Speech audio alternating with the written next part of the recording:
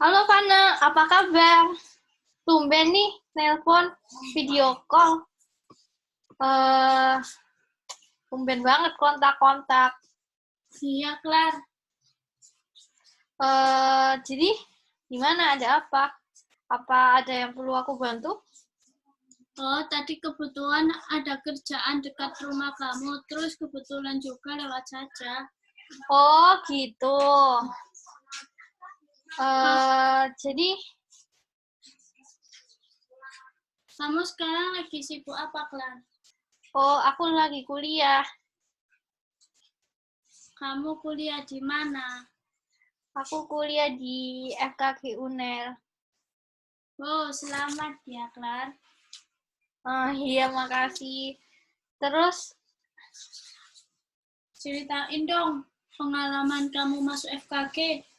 ya awalnya sih ikut ospek, Vision. Terus ya gitulah banyak tugasnya. Ya tapi aku harus jalaninya dengan serius.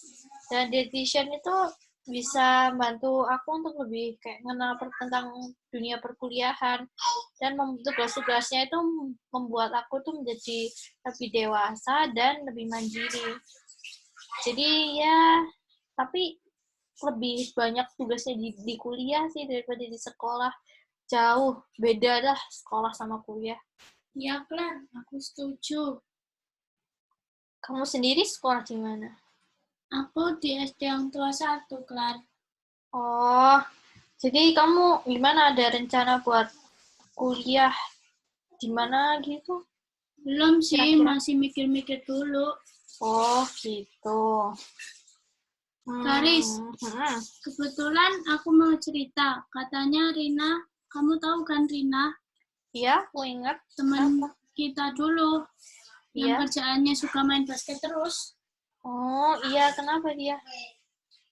Nah, dia mau ngadakan pesta ulang ulang tahun sama teman-teman yang lain.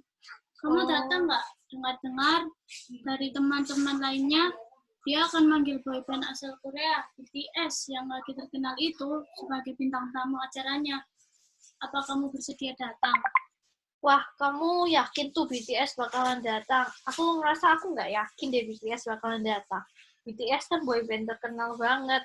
Coba kamu cari infonya dulu deh. Iya ya. Jadi coba kamu cari tahu infonya yang lebih benar dulu. Kalau aku sih berharap banget BTS datang. Oke. Kalau di sosial medianya Rina sih benar tertulis kalau BTS akan datang, Kak. Ya udah coba kamu tanya teman-teman yang lain infonya benar apa tidak. Iya, Hmm, jadi gimana? Klar. Kayaknya jadi acaranya. Aku lihat di sosmed kakaknya Rina. Oh, tapi aduh gimana ya? Maaf ya, Van. Kayaknya aku nggak bisa nemenin kamu ke sana, soalnya nggak enak badan. Oke, Klar. Kalau gitu, nanti aku berangkat ke sana ya. Eh, tunggu deh. Iya, Klar. Ternyata kayaknya BTS nggak jadi datang ke acara itu. Loh, terus gimana kelangsungan acaranya? Apa acara itu berjalan dengan lancar? Rina gimana? Dan teman-teman yang lainnya gimana? Hmm, ya gimana ya? Acaranya itu katanya itu dibatalkan, Rina. Tadi bicara sendiri sama temanku. Terus Lina yang minta maaf ke semua teman-teman yang sudah berharap banyak di acara itu. Ternyata Lina itu ditipu. Dia mengalami kerugiannya sangat besar atas acara itu. Dan ada satu hal lagi. Dia tadi cerita kalau eh, saat ini tuh virus corona itu sedang merajalela. Virus ini sudah menyebar ke berbagai macam daerah, baik di Jawa atau di luar Jawa maupun di luar Jawa, bahkan di seluruh dunia loh. jumlah penduduk yang terinfeksi pun kian bertambah. Ada yang banyak penduduk yang mengalami kematian, juga banyak yang sudah sembuh sih. Jadi karena itu tadi acaranya dibatalkan. Virus ini bahaya banget ya, Klar? Iya.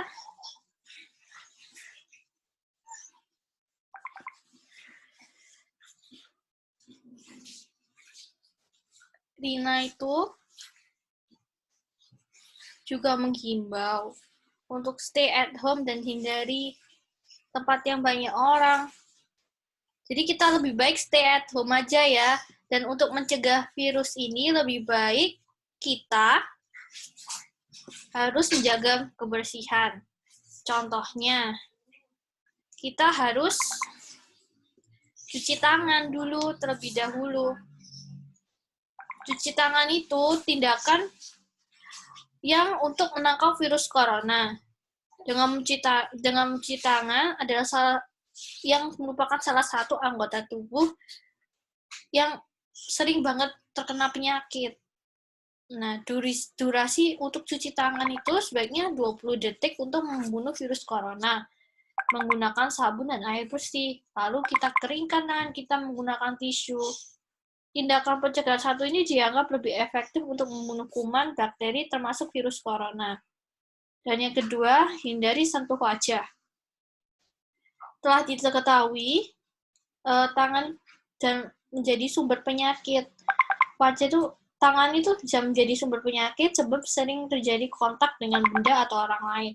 Sementara itu, corona yang disinyalir-sinyalirnya itu dapat masuk ke tubuh manusia melalui segitiga wajah, yaitu mata, hidung, dan mulut. Maka hindari menyentuh wajah. Lalu, etika bersih dan batuk. Itu menggunakan siku tangan bagian dalam atau tisu yang bersih untuk menyentuh wajah. Sebab cairan yang diproduksi pada saat batuk dan bersin tersebut dapat menjadi media penularan virus. Yang keempat, memakai masker. Virus corona ini tidak menyebar melalui udara, namun menggunakan masker dapat meminimalisir penularan virus corona. Sebab virus corona itu dapat menyebar melalui droplets dan dapat masuk ke dalam tubuh melalui selaput lender seperti mulut, mata, dan hidung. Masker juga dapat digunakan ketika seorang dalam kondisi yang kurang sehat. Hindari untuk menggunakan masker yang secara berulang-ulang. Sebab masker itu mengandung jamur dan bakteri. Lalu, yang kelima, hindari interaksi langsung. Cara sederhana guna menangkal virus corona yang kelima ini adalah hindari interaksi secara langsung. Seperti contohnya berpelukan, jabat tangan. Lalu yang keenam, hindari berbagai barang pribadi yang dapat meningkatkan risiko penularan virus, sebab gejala ini dapat menginfeksi tubuh manusia hingga berstatus silent carrier yang membawa dan menularkan virus COVID-19 kepada orang lain. Maka harus wajib membawa barang milik sendiri. Lalu yang ketujuh adalah social distancing. Social atau physical distancing adalah salah satu imbuan yang sering digunakan oleh berbagai pihak, sebab menjaga jarak antara satu sama lain dipercaya dapat mengurangi risiko penyebaran virus corona.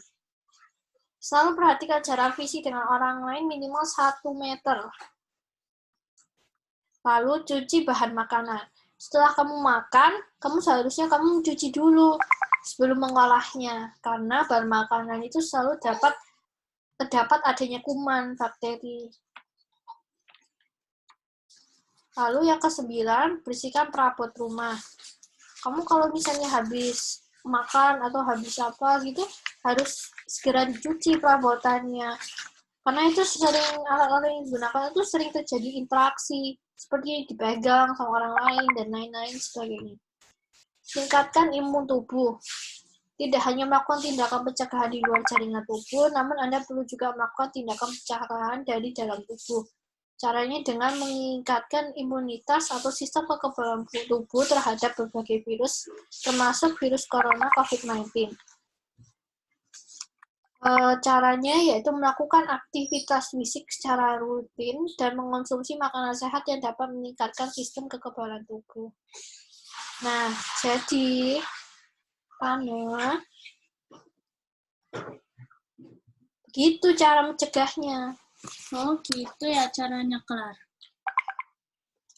Iya, tapi aku kurang tahu kalau gejalanya. Kamu tahu nggak kalau gejalanya itu gimana ya? Kebetulan tetangga jauhku positif corona, Klar. Dan yang aku dengar, virus corona menginfeksi paru-paru. Ada 2 gejala kunci dari infeksi, yaitu demam dan batuk kering. Dalam beberapa kasus, gejala ini dapat memicu masalah pernafasan.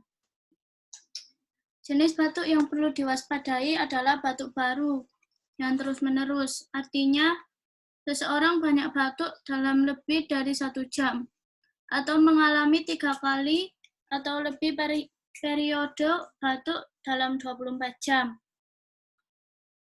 Gejala lain adalah demam, yaitu apabila suhu tubuh di atas 37,8 derajat Celcius. Dalam kondisi ini, biasanya seseorang merasa hangat, dingin, atau kedinginan.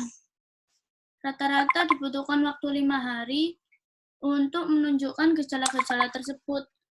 Namun, beberapa kasus mengalami gejala dalam waktu yang lebih lama. Menurut WHO, masa inkubasi dapat berlangsung hingga 14 hari. Sakit tenggorokan, sakit kepala, dan diare juga telah dilaporkan dialami pasien dalam beberapa kasus. Selain itu, juga hilangnya bau dan rasa pada sejumlah pasien. Namun, gejala-gejala ini tidak spesifik terjadi hanya untuk virus corona.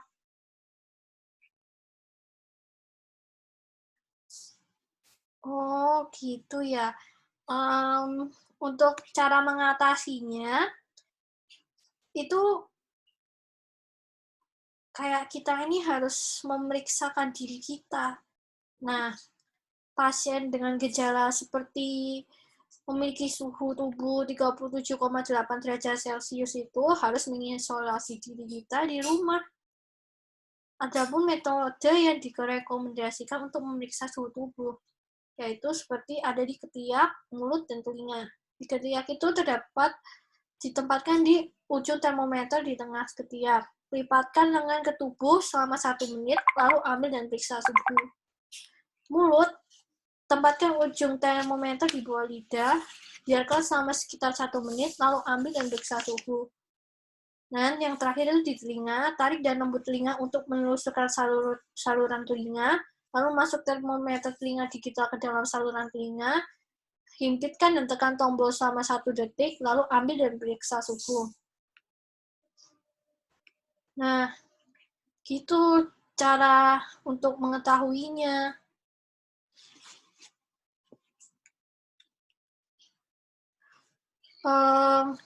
Fana, yang sabar ya. Aku tahu kamu pengen banget datang ke acara pesta itu. Tapi ya gimana, lain kali kalau ada acara gitu, cari tahu ke pasiennya dulu supaya kita nggak rugi kan. Iya, Klar, aku minta maaf.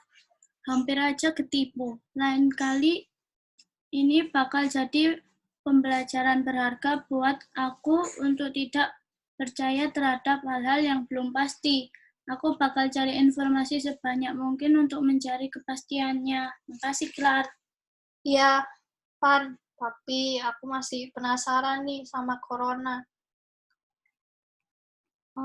Aku dapat kabar dari saudara kalau corona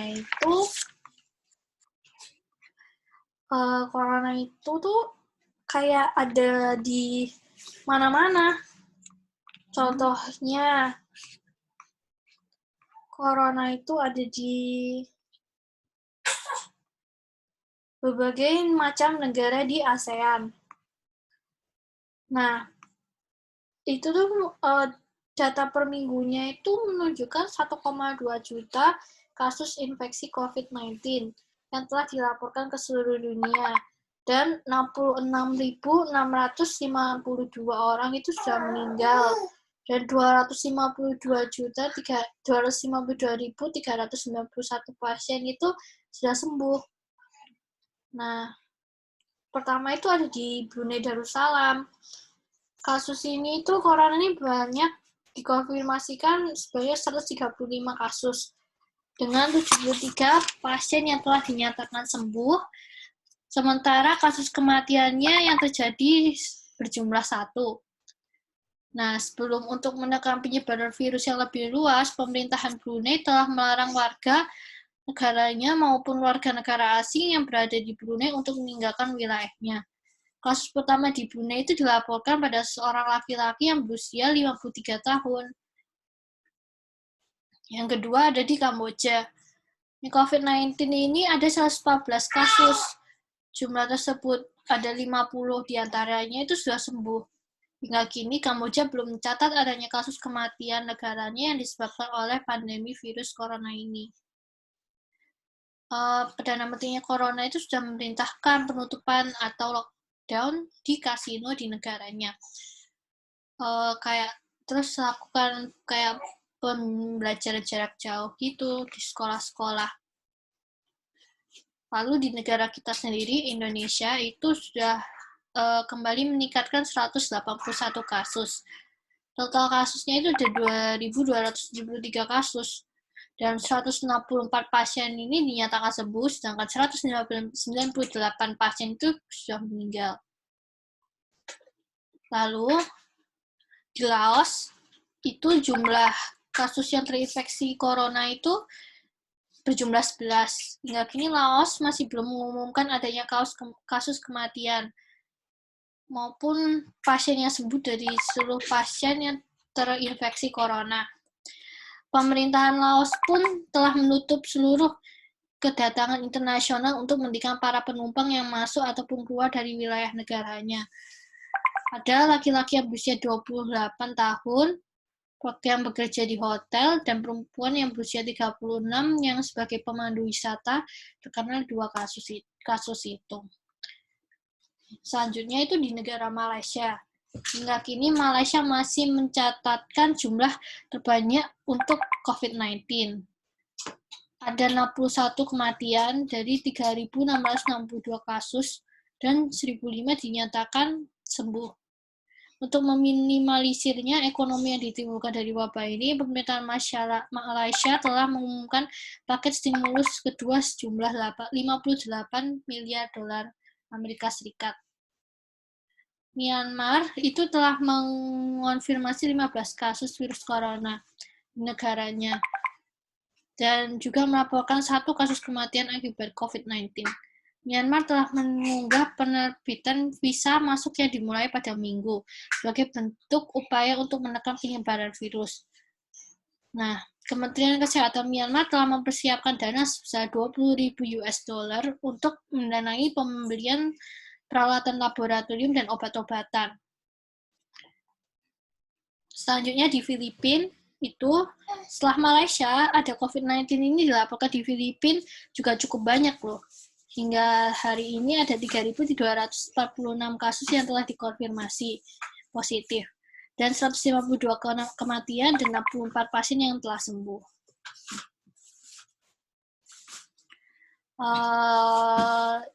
Dan yang ke-8 ada di Singapura. Singapura telah melaporkan 1.189 kasus yang terinfeksi corona dan 297 pasien yang telah sembuh. Perdana Menteri Singapura mengumumkan bahwa sebagian besar tempat kerja itu akan ditutup mulai dari Selasa dan seluruh sekolah melakukan PJJ, pembelajaran jarak jauh. Sebelumnya, negara ini juga melakukan denda sebanyak $10.000 US Singapura atau $7.000 US Amerika dan hukuman penjara hingga 6 bulan bagi orang yang melanggar aturan social distancing. Pemerintah juga mengeluarkan paket stimulus besar $48 miliar Singapura untuk mempertahankan kondisi ekonominya selama wabah. Yang ke-9 adalah Thailand. Hingga kini ada 2.169 kasus yang terinfeksi corona yang dilaporkan oleh Thailand. Sebanyak 23 pasien meninggal dan 673 telah dinyatakan sembuh. Pemerintah mengumumkan pelakuan jam malam nasional yang tidak terbatas, yaitu diizinkan meninggal rumah pukul 10 malam hingga 4 pagi. Sebelumnya, Thailand juga telah mengumumkan status darurat yang memerintahkan otoritas lebih kepada pihak yang berwenang untuk menangani pandeminya ini. Yang terakhir itu yang ada di Vietnam, kalau nggak salah. Ada 241 kasus yang terinfeksi di Vietnam, yang sembuh 90 orang.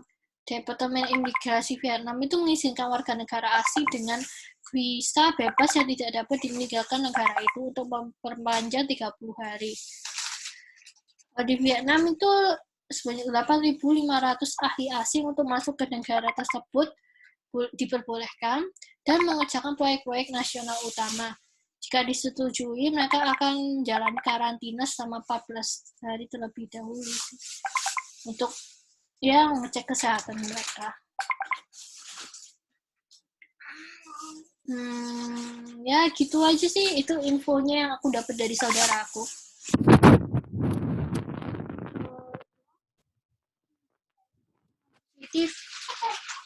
Iya sih, kasihan banget. Tapi aku tuh bingung nih deh, apa ya alasannya virus corona itu kok banyak banget menginfeksi manusia? Jadi gini, Klar, virus COVID-19 lebih mudah menyebar dibanding penyakit SARS yang juga disebabkan virus corona. Virus COVID-19 telah menginfeksi lebih dari 10 kali lipat lebih banyak dari SARS. Untuk menginfeksi sel, virus corona menggunakan protein runcing yang mengikat membran sel. Proses ini bisa diaktifkan oleh enzim sel tertentu. Seorang ahli biologi struktural di Universitas Sains dan Teknologi Huazhong, Wuhan, China, Li Hua, mengatakan temuan ini dapat menjelaskan beberapa gejala yang diamati pada orang dengan virus corona, contohnya gagal hati.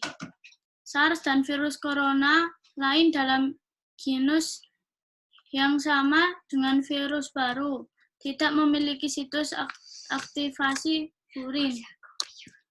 Ujar Hua mengutip Nature. Aktivasi furin site merupakan virus sangat berbeda dengan SARS. Dalam proses masuknya virus ke dalam sel, hal ini memengaruhi stabilitas virus dan penularannya.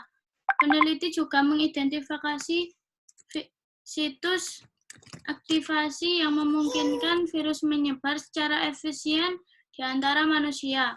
Mereka mencatat bahwa furin site ini juga ditemukan pada virus lain yang menyebar dengan mudah di antara orang-orang. Virus lain ini salah satunya adalah galur atau strain virus influenza. Pada virus ini, situs aktivasi ditemukan pada protein yang disebut hemagglutinin, bukan pada runcing protein. Para peneliti juga sedang menyelidiki pintu melalui mana virus corona bisa masuk. Memasuki jaringan manusia yang berupa reseptor pada membran sel. Baik reseptor sel dan protein, virus bisa menghasilkan bagi obat untuk memblokir patogen. Peneliti di Texas, Amerika Serikat juga mengidentifikasi alasan lain virus COVID-19 bisa menginfeksi sel manusia. Penelitian menunjukkan bahwa runcing protein mengikat reseptor di sel manusia yang biasa disebut dengan angiotensin converting enzim. Pengikatan protein ke S2 ini disebut 10 kali lebih erat dibandingkan runcing protein di SARS. memahami penularan virus adalah kunci untuk penahanannya dan pencegahan di masa depan, kata seorang ahli virologi struktural di University of Washington di Seattle, David Fessler. Tim peneliti Fessler juga telah menemukan bahwa reseptor ACE2 memiliki hubungan sangat dekat dengan ikatan runcing protein. Hal ini menunjukkan bahwa target dari vaksin atau obat. Contohnya, obat bisa menghambat reseptor ACE2 sehingga membuat virus corona sulit masuk ke sel manusia. Oh, gitu ya, jadi Van. Ya udah dulu ya. Aku dipanggil orang tua aku. Ntar kita sambung lagi. Dadah, Van. Bye. Oke, Clark. Bye.